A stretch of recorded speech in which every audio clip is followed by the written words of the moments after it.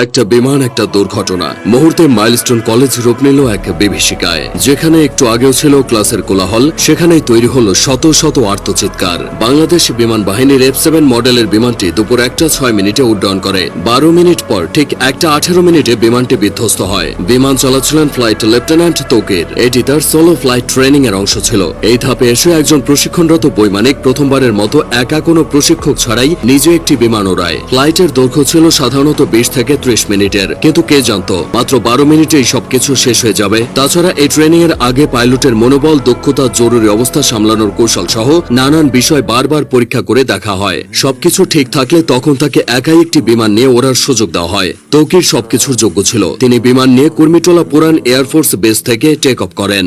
এরপর উত্তরা, দিয়াবাড়ি, বাড্ডা, হাতিরঝিল ও রামপুরার ওপর উঠতে থাকেন। তবে কয়েক মিনিটের মধ্যে কিছু সমস্যা দেখা যায়। সঙ্গে সঙ্গে তৌকির কন্ট্রোল রুমে রিপোর্ট করে জানায় যে তার বিমান আকাশে ভাসছে না, মনে হচ্ছে বিমান নিচের দিকে পড়ে যাচ্ছে। কন্ট্রোল রুম থেকে তাকে জানানো হয় তিনি যেন ইজেক্ট করেন তথা বের হয়ে আসেন। বিমান যখন নিয়ন্ত্রণের বাইরে চলে যায় তখন পাইলট নিজেকে বিমানের বাইরে বের করে আনেন প্যারাশুট সহ। এটি ইজেক্ট, কিন্তু কোনো এক অজানা কারণে তা সম্ভব হয়নি। এদিকে কন্ট্রোল রুমের সাথে পাইলটের যোগাযোগ বিচ্ছিন্ন হয়ে যায়। তার ঠিক 1 থেকে 1.5 মিনিটের মধ্যেই বিমানটি নিয়ন্ত্রণ হারিয়ে উত্তরা মাইলস্টোন স্কুলে বিধ্বস্ত হয়। মূলত স্কুলের আবাসিক ভবনে বিমানটি আছড়ে পড়ে। ভবনটির নাম হায়দার হল। হলের পুরো অংশ ধসে গেছে।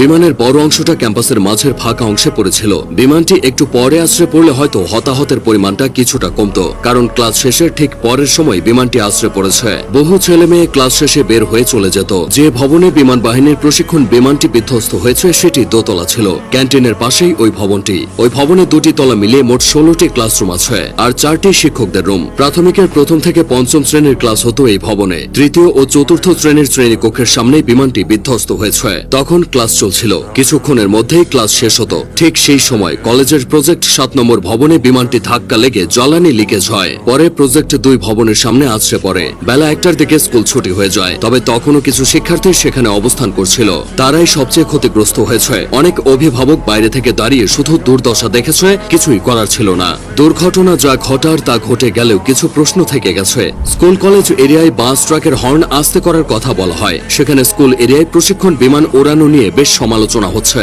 উন্নত দেশগুলোতে বিমান বাহিনীর প্রশিক্ষণ বিমানগুলো জনমানবহীন এলাকায় এনে ওড়ানো হয়, এই যেমন ফাঁকা মাঠ, নদীর পার বা বিধ্বস্ত কোনো জায়গায়। কারণ একটাই, কোনো অনাকাঙ্ক্ষিত ঘটনা ঘটলে যেন ক্ষয়ক্ষতি এড়ানো যায়। এদিকে ঢাকার মতো জনবহুল শহরে বিমান বিধ্বস্তের এই ঘটনা ক্ষয়ক্ষতির পরিমাণ বাড়িয়ে দিয়েছে। তাছাড়া যে বিমানটি নিয়ে তৌকির বের হয়েছিল সেটি বহু বছরের পুরানো বিমান বলে অনেকে দাবি করছে। এই বিমান এতটাই ঝুঁকিপূর্ণ যে দুনিয়া জুড়ে এটি উড়ন্ত কফিন নামে পরিচিত।